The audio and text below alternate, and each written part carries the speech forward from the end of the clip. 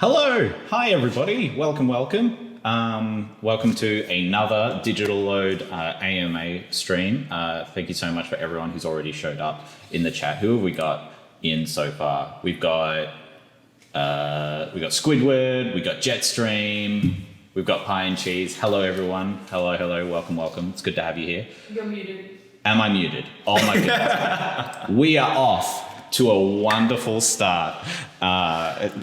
Just being muted. The recording's going to get my voice, but none of you heard any of that. Let's start that all again. Hi everyone. Welcome to another Digital Load stream. Nothing but professionalism. Nothing but professionalism here. Welcome to the stream, everyone. I'm really glad to have you here. Jetstream, Squidward, Pie and Cheese. I shouted you out before, but welcome everyone. Really appreciate having you here. My name is Moss. I am a QA tester here at Digital Load, and joining me we have the wonderful Pat. Pat, why don't you just quickly introduce yourself and what you do at Digital Load? Yeah, cool. So I'm a level designer. I've been working with Digital Load since 2019. So that means I've been working on Espire 1 as well before. I had multiple roles in the past. I wasn't a level designer at start, but my first role was a technical artist to optimize the game for Espire 1 on Quest 1. I didn't know that.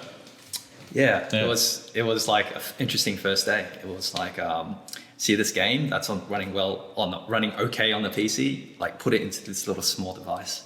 So that was my first job. And also I did a bit of your work as well, QA. You in QA as well? But not as good. Trial by fire. Yes. QA. Yep. Very informal. And behind us as well, we have Sarah. Sarah's going to be moderator for the stream. So if you have any questions, Sarah's going to pass it on. Please, anyone, ask any questions that you may have during the stream. We have some for later, but please feel free to ask any questions, especially level design related questions. Yeah, please. For Pat as well. Let's talk about you a little bit more. Okay, so you were a technical artist. Is that what you said? Yeah. To begin with. 3D artist. 3D artist. Before this company, and then I went into more the technical 3D artist role. Okay. To optimize meshes and materials for the Quest. There you go. Yeah, and then we had 7 or 8 people at one point, so no one's QAing. So I was like, I'll QA. That fills me with so much anxiety. Oh, guess what? We also didn't document a lot of stuff. Don't stop. Let's end that. let's end that conversation there. Okay. So how long were you doing all of that before you officially moved on to level design? Level design. So I did that for about a year, and then the DLC basically we had some virtual challenges we're making, and also the shooting range or the target shooting with some new game modes, like with Hindel hacking. So Mike was like, do you want to do some level design? So I jumped onto that. And how poetic that is the first level design stuff you did, and considering that's what we're going to be end up talking about today. Yeah. I started on the small stuff first, and then hopefully it impressed them. And in E2 I worked on Polygon.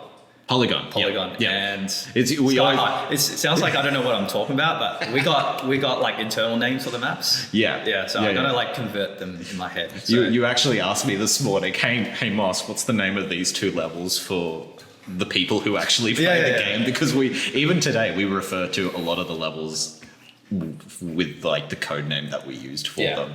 I might say virtual challenges as well. I think so they're not called virtual challenges now. Espire Ops. Espire Ops. The official name for the virtual challenges is Espire Ops, which we will be getting to more detail a little bit later. But before we do that, we do want to emphasize and go over our next update, which is update 1.4. And I've got fancy slides. I got fancy things ready. Whoa, man, details. We do have our 1.4 update that is coming by the end of this month, so very, very soon. So 1.4 update. It is our biggest update since launch. So heaps of things, including Espire Ops, which will be on the slide. It says at least 90 minutes of content, but knowing our community, they're going to get a lot more out of it than just 90 minutes. We've also added a cool feature, a restart from checkpoint feature for single player campaign. So beforehand, you had to quit the mission and then hit continue mission in order to kind of restart from the most previous checkpoint that you'd reached in a level. Now you've got that button in the pause menu. So if, say, you're doing a ghost run, trying to get a ghost badge, and you make a mistake, you can always just pause, restart from checkpoint, and then continue trying to do your ghost badge run. So that's a really cool feature that we got in. That's coming in for 1.4. Also, heaps and heaps of visual improvements and bug fixes. So, for instance, we've got new art for all the ammo boxes in the game. We've also got new gold plates for multiplayer, and also for Espire Ops that will be coming in 1.4. But they look really, really cool. Fixes like bullet impact effects on enemies are now a lot more visible in the game. That was an issue that we had. So a lot easier to see where exactly you're hitting enemies with your weapons. We also, this is a cool thing, we've got new HUD animations that are coming for 1.4 as well. And I'm actually going to show you, we have a few to show off today for the stream, if I can remember things. All right, so let's hide that. Beautiful, cool, awesome. All right. So specifically, we're doing animations, HUD animations for the Cinder boot up HUD, the Sooty boot up HUD, and also new HUD animations for the death and when a cheeky AI takes control at one point in the game. So it'll actually show off some. These are really cool. I was really excited when I saw these for the first time. So I think hopefully this is the correct one. No, that's not the correct one. This is the correct one. Here we are. Beautiful. Awesome. All right. So this is. Have you seen these? Yes. You have seen. And it's more awesome than the other. It is more awesome. It's pretty awesome now. Yeah. So this is the Cinder boot up HUD animation. It's going to be in 1.4. So this is whenever you possess either Cinder or level, the animations you get. So that's really, really cool. Let me now show you Sooties. So this is Sooties. And I love that they can be in the frame. And just obviously let's see the other frame. Yeah, I have made that connection before. Yeah, actually, really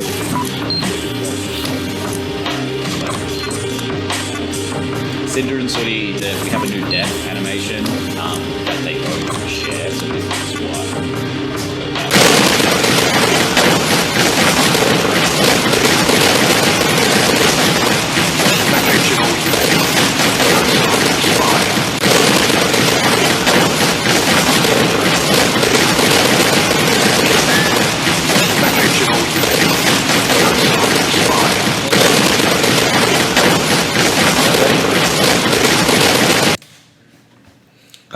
Okay. All right. What do we got next? All right. So we got some cheeky AI takeover videos as well.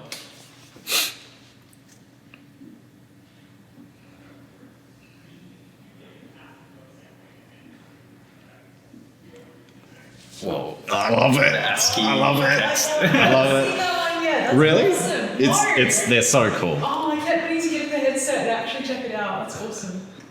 I love the skull.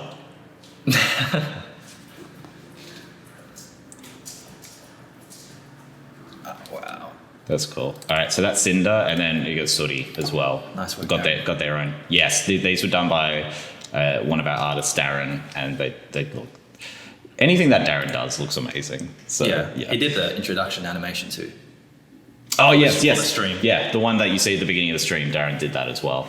Yeah, it's pretty good.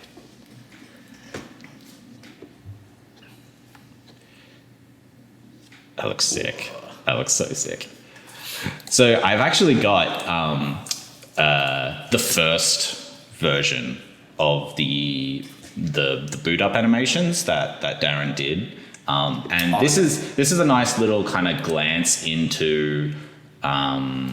This is a nice glance into how sometimes it takes iteration to get things right. Yeah, the first time's never the best. Yeah, no, it's the first time's never the best, especially with VR, because a lot of the things that you do in VR can lead to motion sickness, and that is everything has to adhere to that one rule. Yeah. Like everything is like, does it make people uncomfortable? And to be honest, the first version of these hard animations, like it's the one playing right now, there was a level of nausea that came with the hard animations, and that's fine. Like, you know, it takes, like you said, takes iterations to get these things right.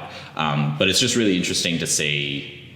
Like, it looked cool on the computer screen, but then when you put it on the headset, it was like, oh, okay, righto. Yeah. And I think the issue with this was that you'll notice the black lines that are across the screen. Yep. They just hung around for that little bit too long. So if you were moving, like I'm standing still in this video recording here, but when you're moving, you're constantly looking back and forward between the black lines on your face and the world. And so because of that, your eye is constantly bouncing back and forward. Oh, okay. That's what was causing the nausea. And a similar thing to the Sooty boot up. So that was Cinder, the first iteration of the new Cinder HUD. This is the first iteration of the Sooty HUD. So you'll notice is that the rings come at you at the very start, whereas in the official version, I might switch to it in a second, but in the one that will be in the game, they kind of pixelate and fade it in rather than coming at you. And then you have the lens opening in the center. And the problem, the issue with this was that your eye was constantly jumping back and forward between in the distance looking at the rings as they were coming towards you, then looking closely at the HUD, and then the lens opening and looking back to what's in front of you, and that constant eye back and forward was quite nauseating. What an interesting problem in VR, huh? You don't really think about. Yeah, you would never have that in a regular game. The scale perspective changed when you looked at the boot up animation and then the real world, because you felt like in a bigger space at the first iteration. You feel like you're in a bigger space when you're looking at the HUD animation, and then when that went away, the room just went. Yes, yeah. So you'll see. So this is what's playing now is what will be in 1.4 when it releases. So you can see the rings pixelate in. Also, the rings are not spinning very much at all, because in the first version, they were spinning so fast. They had that same effect when you see car wheels spin so fast that they look like they end up changing direction and spinning the other way. So we had that problem, and so now it just kind of shifts a little bit back and forward with the final version. So you mean that animation, that flow of animation still sticks with you when that goes away? It was just because there's the lens opening as well that comes at you at the beginning as well on the first version. There was just a lot going on, and so your eye is just going all over the place and often looking at different levels of depth. Yeah, and so that was something we realized that we couldn't do. So we had to change a few things up. So the first thing we did, or Darren did, was made it so that the circles weren't spinning, so they only move in increments. Yep. And then the third iteration made it so that the rings didn't come at you, they just kind of faded in or pixelated in. Yeah. And then this is what we ended up with at the end. So just a little kind of peek beneath the hood of sometimes let's create a new HUD animation. I'm like, okay, no, it took a couple of weeks to get this right, because you also got to, for motion sickness in particular, you have to test with different people. It can't just be, and as QA, I'm very used to being in VR all the time. So you do need to give it to someone who's like, you haven't been in a VR headset in a week.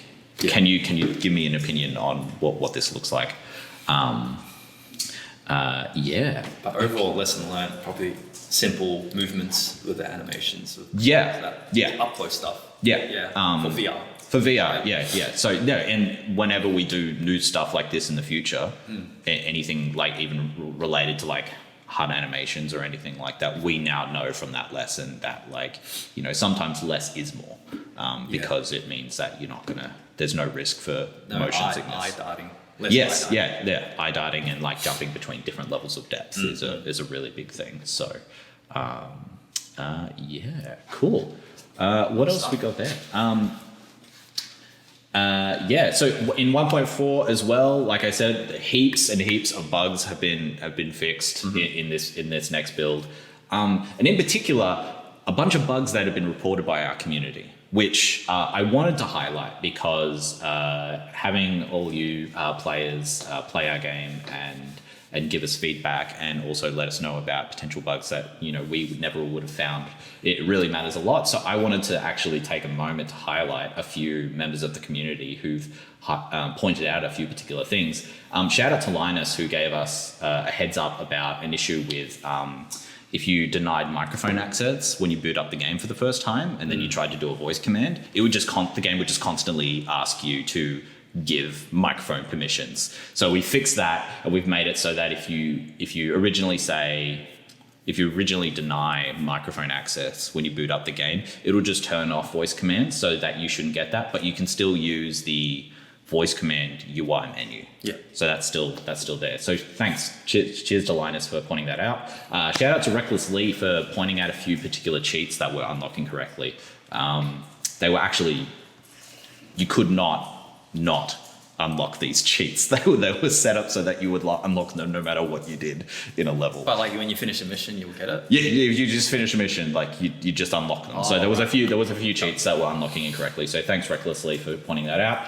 Swamp of Souls pointed out that if you activated cheats on one in-game profile and then left them on and then switched to another in-game profile, the cheats would still be activated.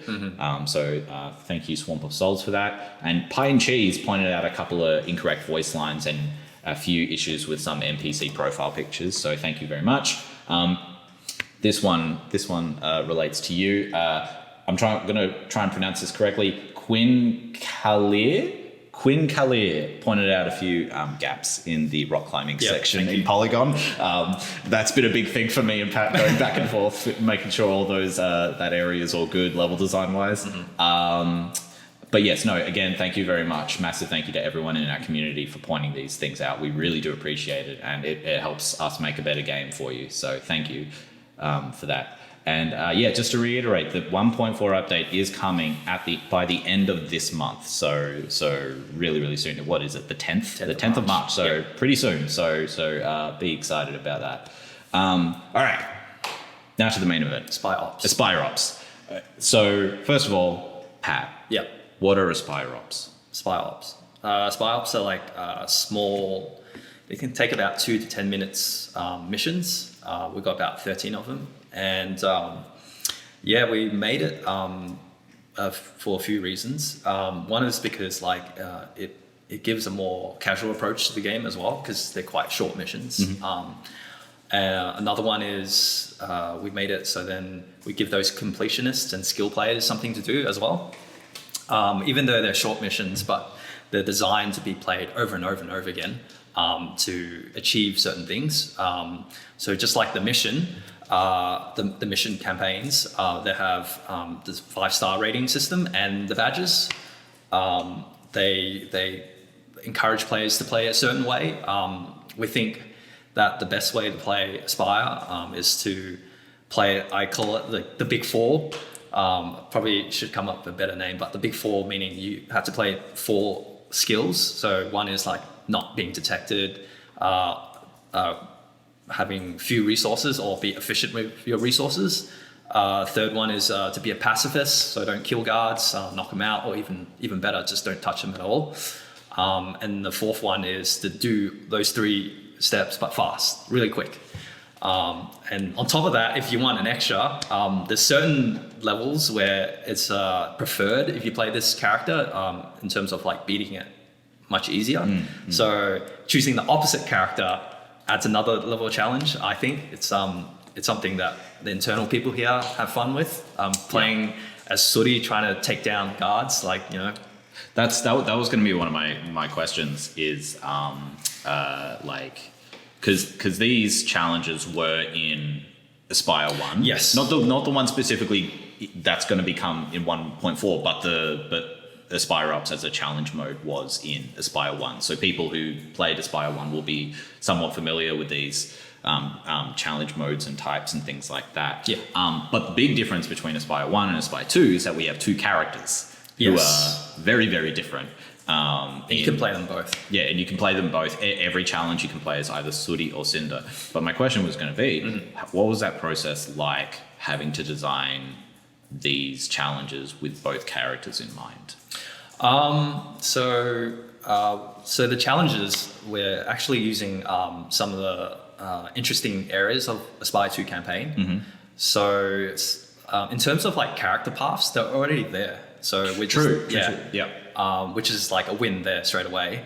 We just need to modify a little bit of the layout because there's certain sections where you play a campaign backwards. So it's not like you're starting with a clean slate. You have like an existing environment. Existing environments. You've got almost kind of like you got blocks to play with already because they're already established because they're from the single player campaign. Yeah, exactly. So I'll show you in a moment, like one of the levels, what I mean by that. But in terms of like balancing it, we try not to give certain things to the character. So for example, if they choose Sooty, we don't give them a bunch of batteries in the stealth game mode. Because because Sooty can essentially freeze time. And get to the end without being touched or being seen, sorry. Yes. So there's like little things like that. However, if we have to take it to like the next level in terms of like balancing it, I don't think that's probably, in my opinion, a desirable experience because what I mentioned before, each game mode, you can choose two characters. There's a optimal character to finish the game mode efficiently as possible. But I think it adds another level of challenge if you wanted to turn into Dark Souls. Choose like the handicap character. So yeah. Because there will definitely be challenges because I've been playing them a whole bunch. Because testing them, but there are definitely challenges that suit Cinder, and there's other challenges that suit Sooty. Better. So both. We're gonna have to have a chat outside about that comment later. I swear to God.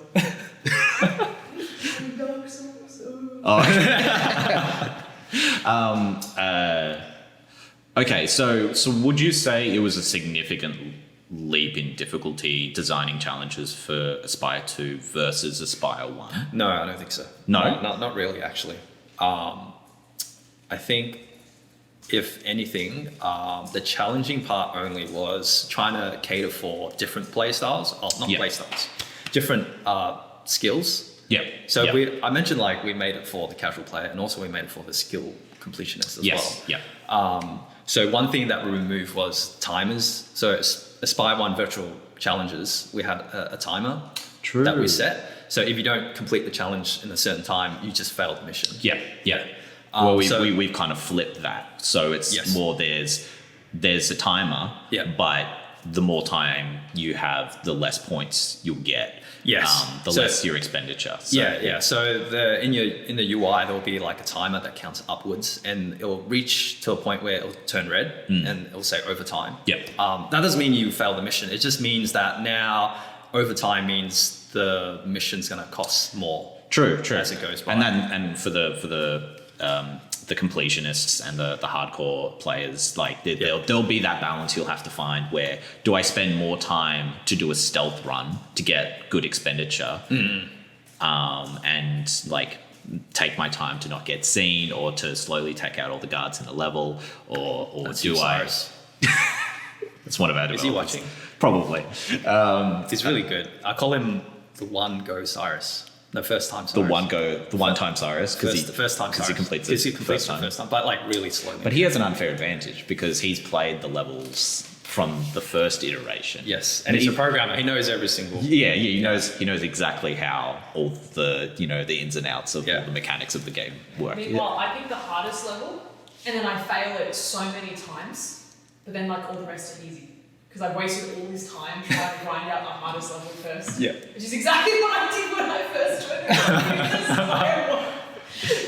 It's terrible. I'm well, we're on the conversation of like play styles. I'm the sort of person that will grind a level until I've perfected it. You find the best strategies. Yeah. I feel like I exploit strategies. There's been a few times where like I figured out a path and that's like directly informed you to like put a trick mine or something in a particular pathway. I'll show you in a second. Yeah. But let me. Yeah. So what was I saying?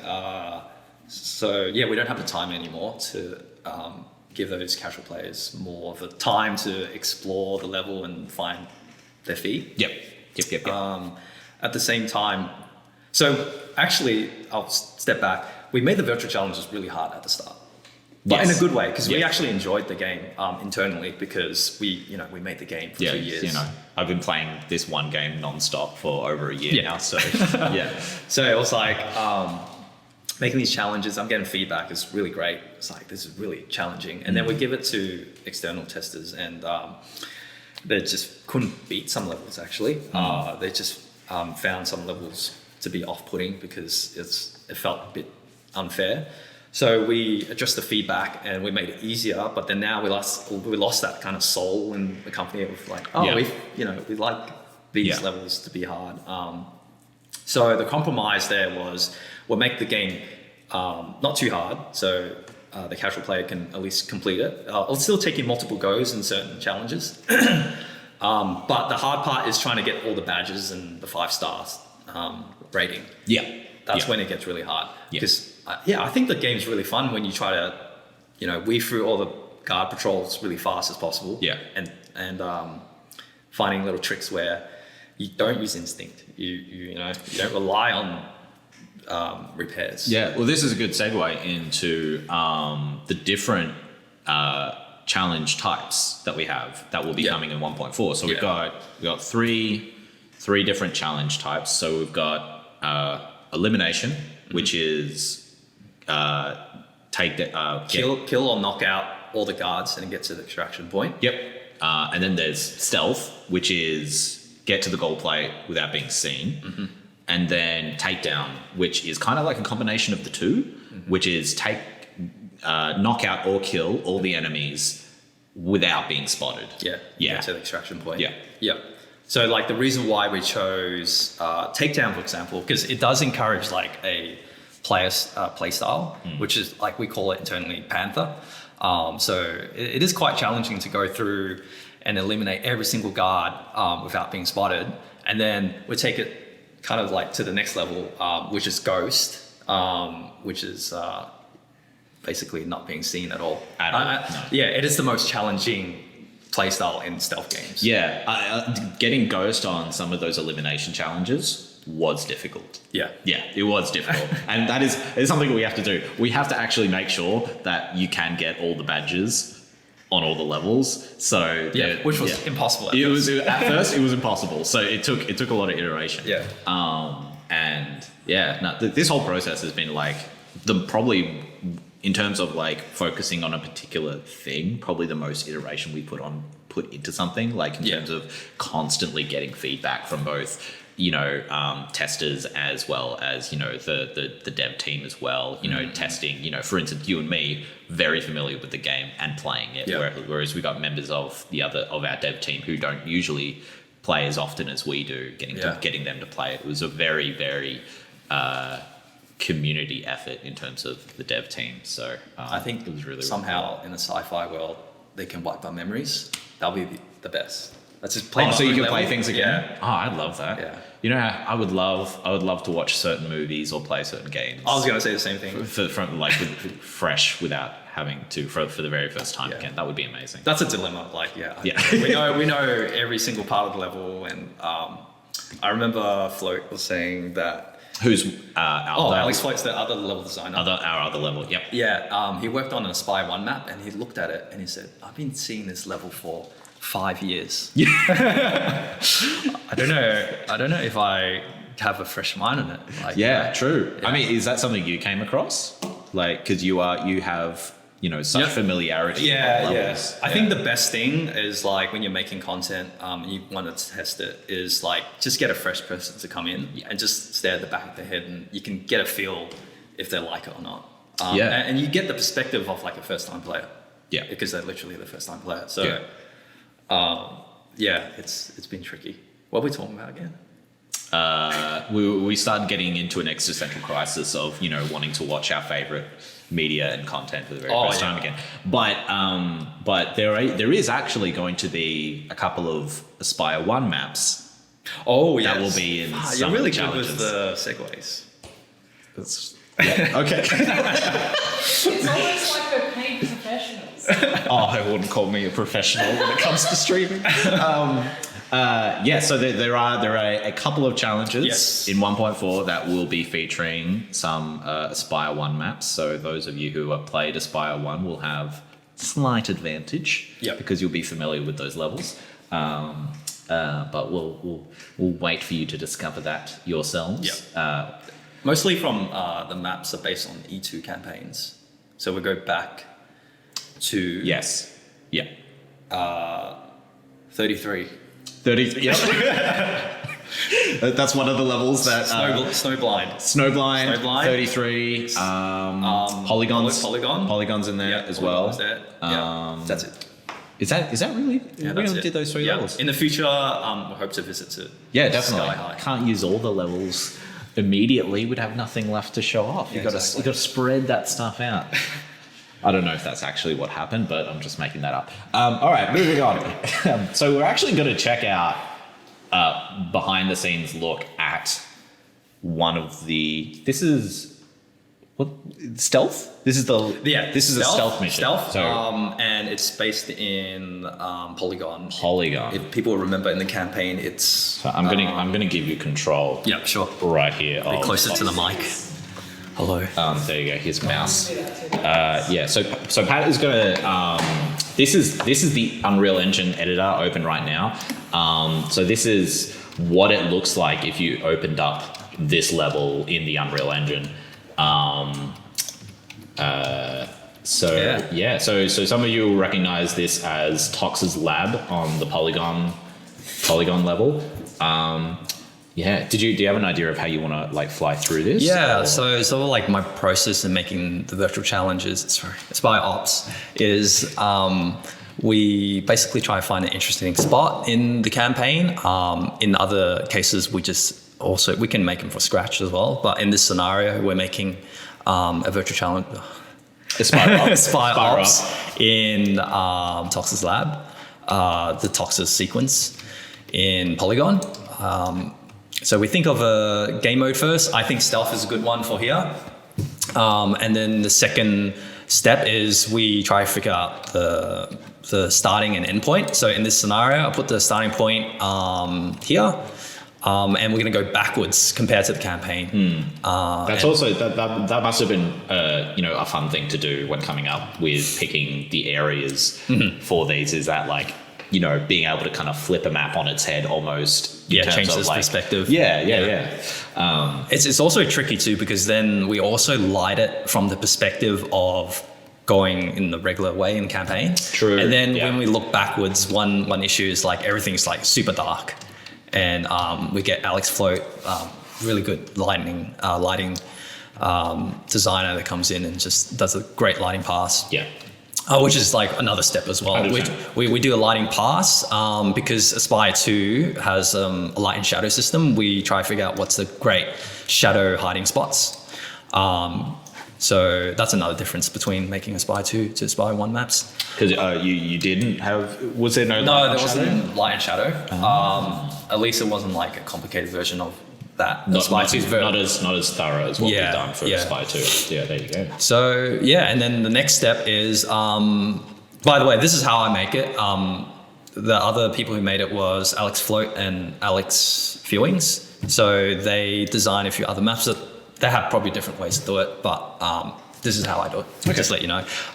The first thing I look at is like the branching paths that I have available. So to make it simple, so when I come out here, I got a left path, I got a middle path, and I got a right path. By the way, don't reveal all the secrets on how to complete this challenge as you walk through Oh, it. okay, I'll try. But like, no, just like we want to keep it challenging. Yeah, okay. For our players. So basically, I got the branches, and then I'm thinking with these branching paths, that kind of dictates where I put the guards. Yep. So Yep. if I think the middle pass is easy, I'm going to put a bunch of guards in the middle. And that's what those yellow lines are, right? Yeah. Those are the guard paths. Yes, those are the guard paths, or the patrols, basically. Yeah. And we got a guard that's patrolling like in a circle. Stop me if I'm adding too much information. No, I will. Don't worry. Okay, Yeah. and then we got these two guards that don't move at all and then look at each other. So in my definition, I think that's hard to try to stealth it in the middle. There's constant obstacle, like a guard obstacle. And then there. to Yep. sprinkle on top, I got a little sneaky turret here as well. Sneaky turret. Yes. So the middle look, you can go through it if you're daring, but the Zyro paths are left and right, and then I start fleshing those paths out basically. Right. Yep.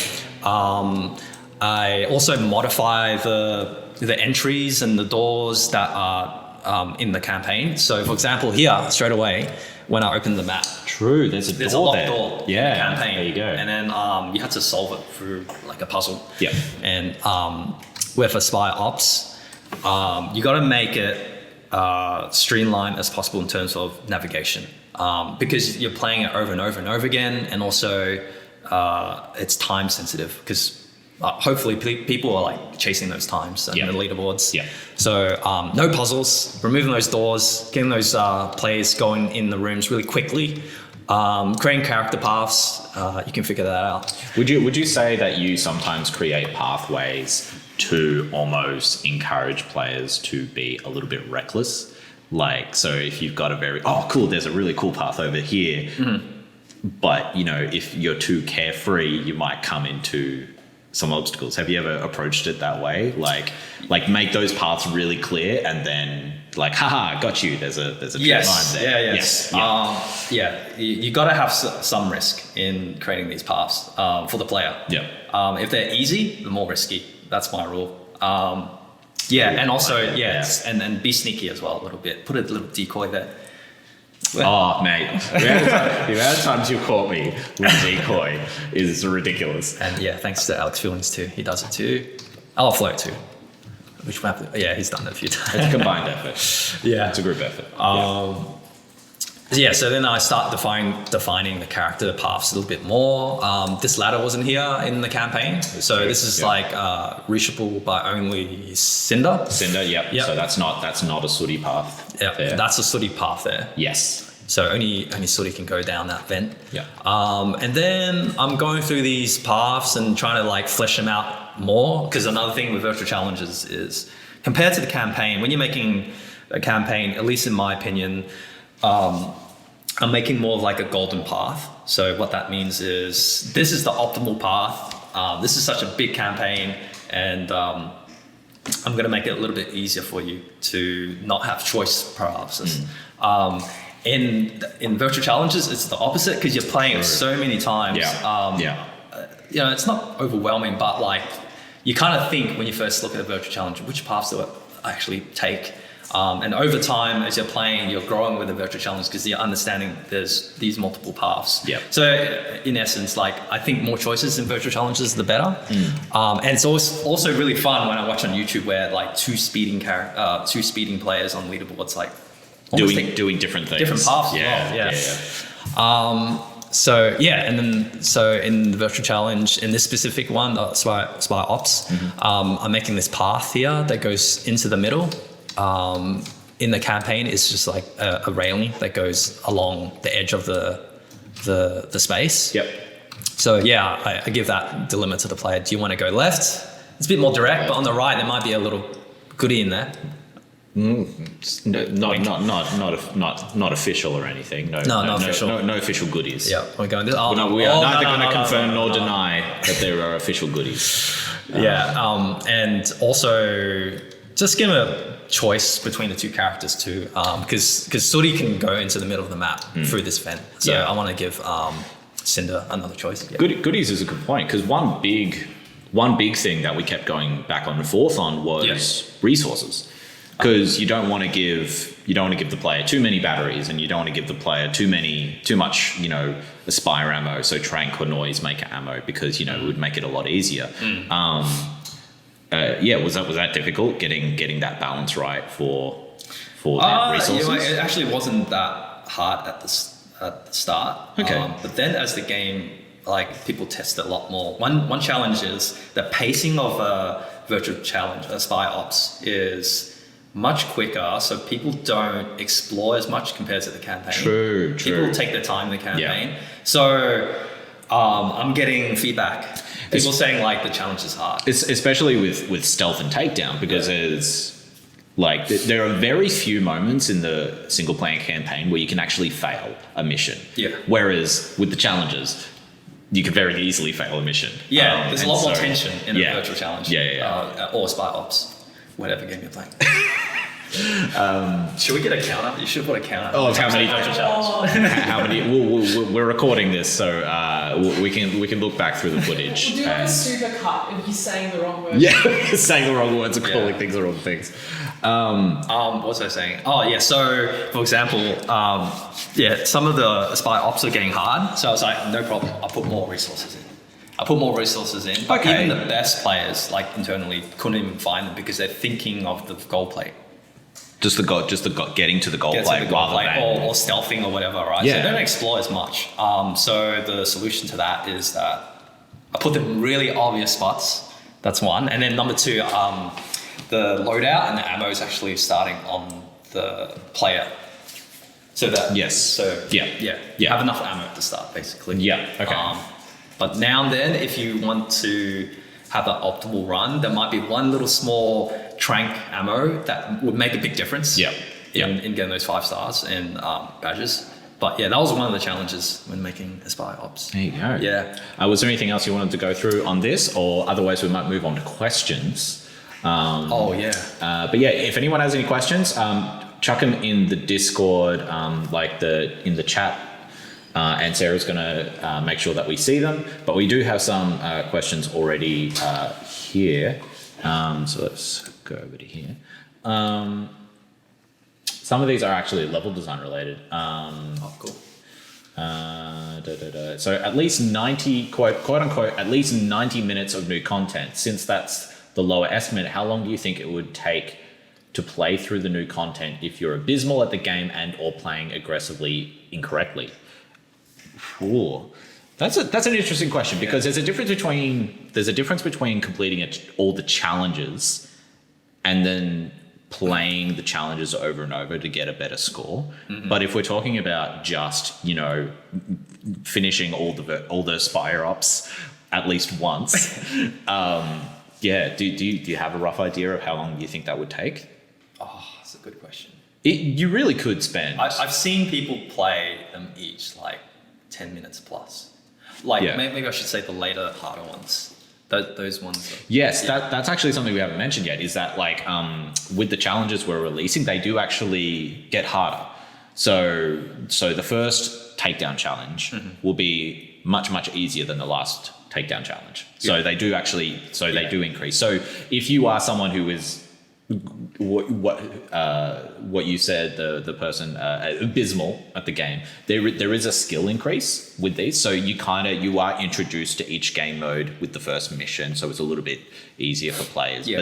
But then you might get better as you go through those virtual challenges. So we're not expecting. We have created a lot of these challenges to be friendly to both new players and people who've played the Espire 2 and Espire 1 even.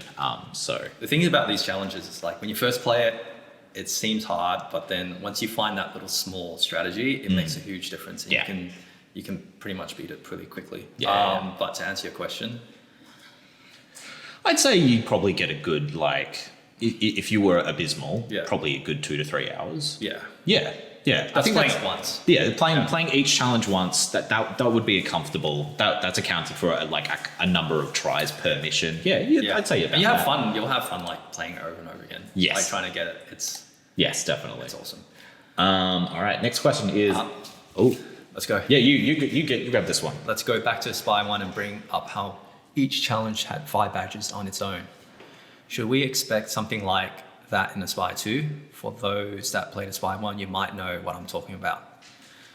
So the question is will there be 5 badges for each challenge? Yes. Yes. There's 5 badges and also for each character. Yes, that is another point. Yeah. Is that there will be separate scores for each character. Yes. Yes. So, and there will be leaderboards for each character as Yes. well. So we'll actually have a leaderboard where it has Cinder, Sooty, and then both. So you can compare your best Cinder score with someone else's Sooty score, for instance. Yeah. So That's where the back and forth what character's the best. Yes. But yes. also it's good for the completions. Because you can beat it as Cinder, but can you beat it as Sooty? That is it. And you almost want to double our original answer to the previous question, because you've got to play through all the challenges as one character. Oh my God. And then you've got to go back and play all the challenges 6 hours. as 6 hours. 6 hours. Give or take. Yeah, don't quote Give or us. take. How big will this update be? I think we kind of answered that. Like it's pretty big, like in terms of not just the Espire Ops, but like the bug fixes, the visual improvements. Like there's a lot of work that's gone into this next update.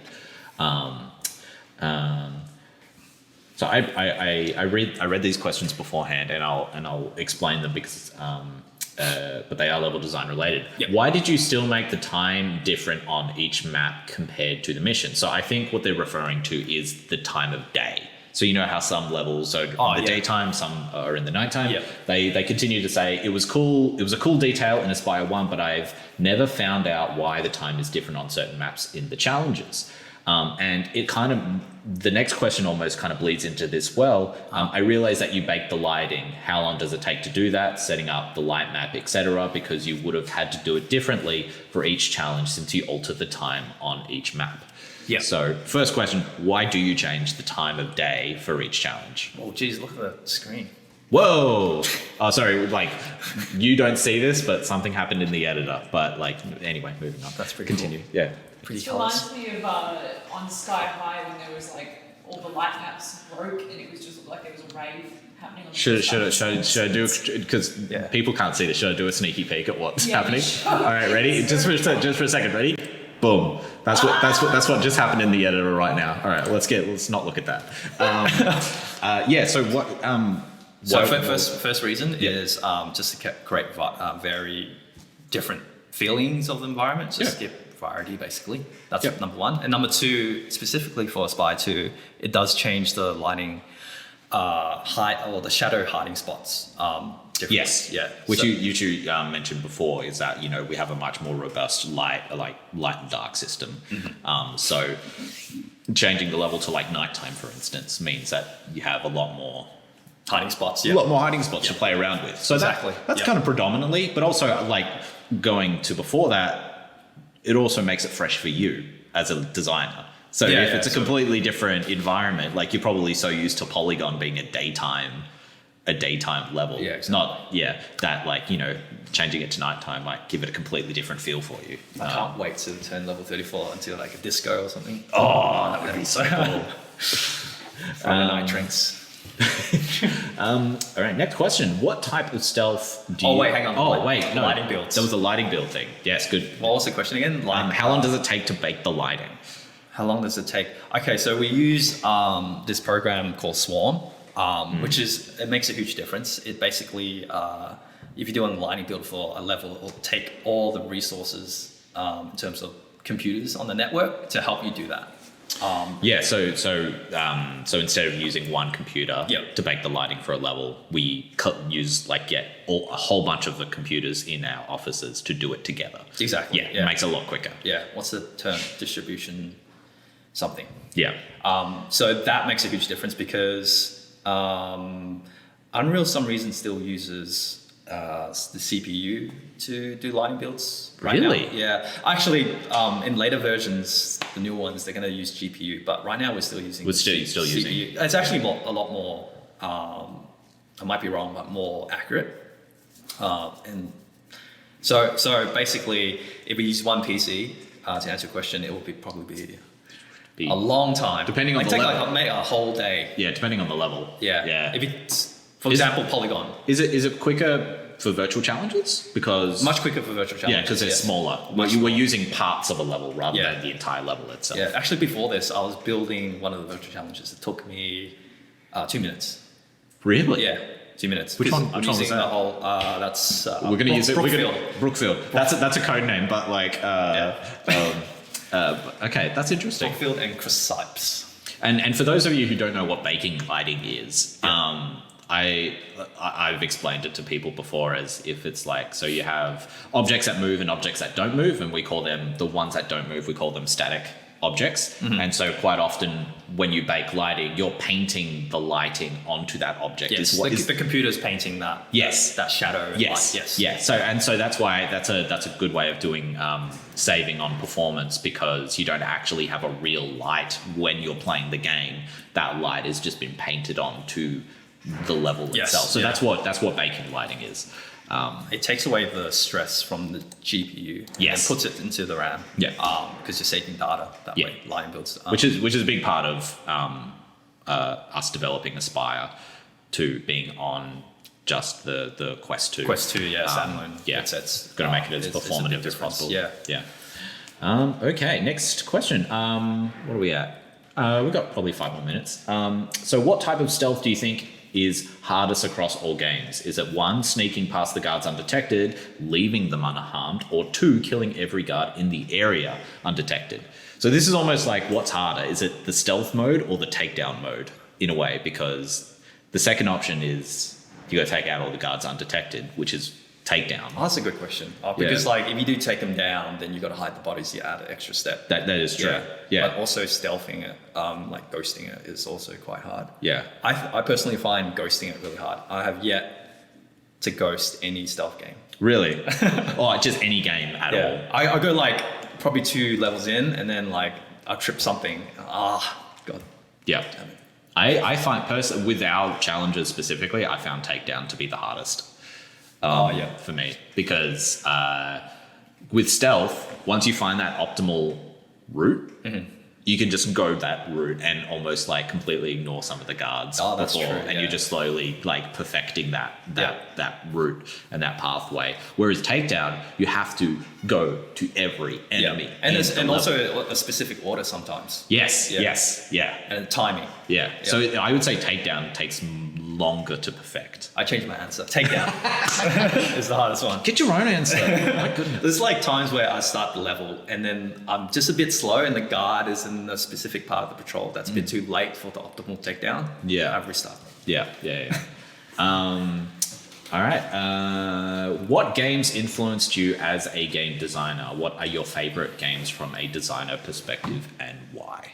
Probably the first thing that made me want to be making games was watching that Halo 2 behind the scenes. Yes. Like, The movie? Yeah. Yes. Yeah, because I got the silver. Yeah, there's that silver one and it came with the extra Yeah, disc yeah, yeah. and it gave you the. Oh man, I don't know how many times I watched that. Oh, so that good. behind the scenes Yeah. thing. That was such a big inspiration for me as well. Good answer. Yeah. That's a great answer. In terms of like game design, Hitman is a big one for me, specifically with level design. Any of the new ones. Oh yeah. Any of the three new ones. Like they're just like, it blows my mind just to think of how many different variables there are in those maps. Oh, it's so detailed. It's so detailed. Yeah. If your game's chugging, if your PC's chugging when it's playing Hitman, it's because of the CPU. They said. Oh, Because really? There's so much simulation happening. Yeah, true. Yeah. Yeah. Any games in particular that influenced you when it came to designing for Aspire 1 and Aspire 2? Any of them that you kind of pulled from? I think like a lot of immersive sims, like Dishonored 2, Deus Ex, like the 2010 was it Human Revolution and Mankind Divided, and also Far Cry. Any Ubisoft open world games where they have stealth. Big influence. And then also like Splinter Cell. Oh, Yeah. Oh, sorry, Mike. Metal Gear Solid. Just the fifth one. I haven't played the other one. Sorry. I haven't actually. I've never played a Metal Gear Solid game. Oh, I'm sorry. oh, cut that. I'm sorry. If I'm not at the next stream, you know why. Yeah, no, that's awesome. Yeah. I think immersive sim specifically, because I think our game is like an immersive sim. Yeah. Yeah, there's like, so we have a new person that's joined the team, and he's asking like, can your game do this? Can your game do that? And I was like, I don't know. I never tried that before. Right. Because our okay. game's so many combinations yes. what you can do. Yes, yeah. Yeah, that's a good point. No, Splinter Cell was one of my favorite games growing up. Yeah. That series. They're going to make a remake, right? I hope so. Yeah. I hope so. We'll see. Yeah. All right. I think last question. Yep. What's your personal favorite weapon in Espire and why? Do you want to go first? Me? In terms of efficiency, was it the tactical pistol with the silencer and the sight? Yeah. Yeah. So the tactical pistol would probably be my favorite As Sooty? So you got the laser, you even got the laser on there? for both characters. Oh, for both characters? It's just it's the most it's the best gun. Very light, you carry very light. It's very light. You can hold two of them. Mm-hmm. Yep. Oh, nice. Yeah. Dual wielding. Yep. If I was going to go with a primary weapon, probably the silenced assault rifle. I don't know the names of any of the of our guns. The 416. 416. There's the AK the enemy's carrying. Yes, no, the Aspire. Oh yeah. The Aspire version. So the one that has the sight. The E1416. Yep. Yes, So iconic weapon. Yeah, those are my two favorite weapons. Yep. Nice. What's my weapon? My primary weapon, or just weapon in general, I like is the shotgun, the silenced shotgun. Really? Yeah. Interesting. Because once you get over that, because like one challenging thing about VR is like the cocking the weapon. Yeah. Yeah. Once you get over that, you can just blast your way through. It's also not the easiest weapon to use as Sooty either, because you got to move your arm further away. But yeah, it is a pretty brutal weapon. I love that weapon. Yeah.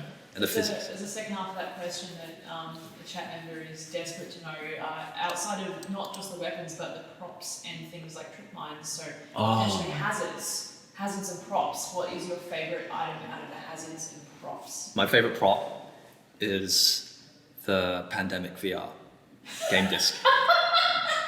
That's my favorite prop. Wait, that's in the game?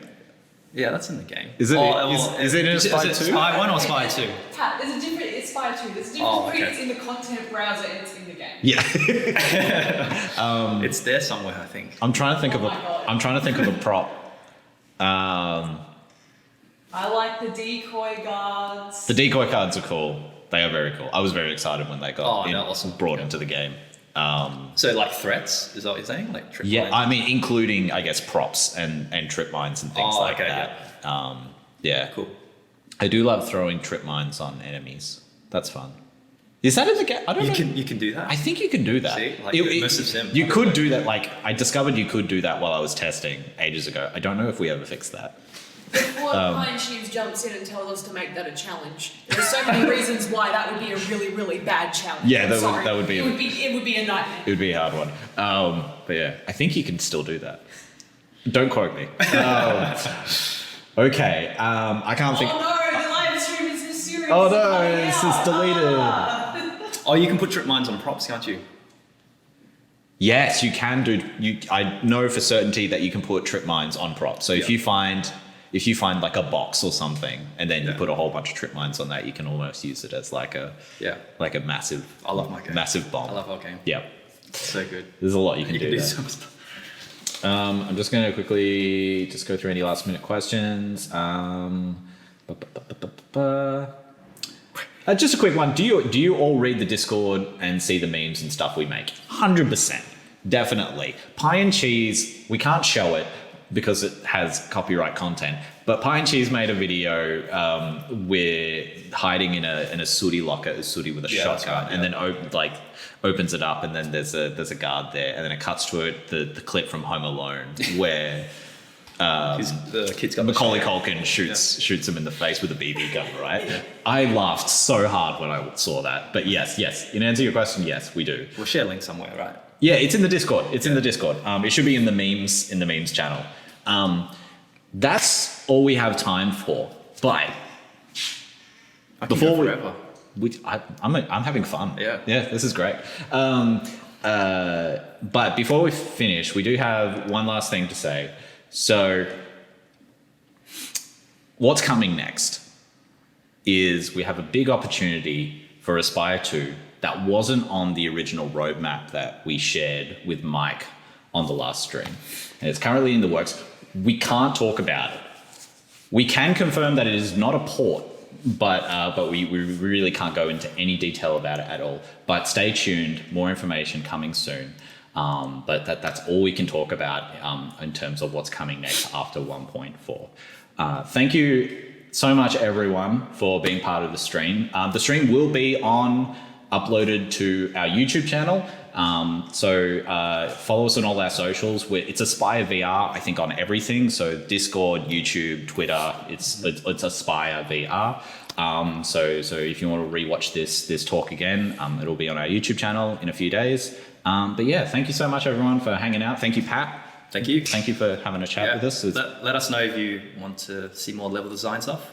Yeah. And if there's anything about the game you'd love us to do a deep dive on, because I know that we're going to do a QA AMA. Oh, so I'm the host. We swap? No, we're gonna Emily on. So the QA team. Yeah, the QA team. So the QA team is definitely going to be doing a stream at some point. Awesome. But if there's parts of the game that you would love to hear more about, please let us know in our Discord. But yeah, thank you again, everyone. Hope you have a lovely, for those of you who are in Victoria, Australia, have a lovely long weekend. For everyone else, just have a nice weekend. But yeah, we'll see you at our next stream. See you, everyone. Thanks, everyone. Cheers.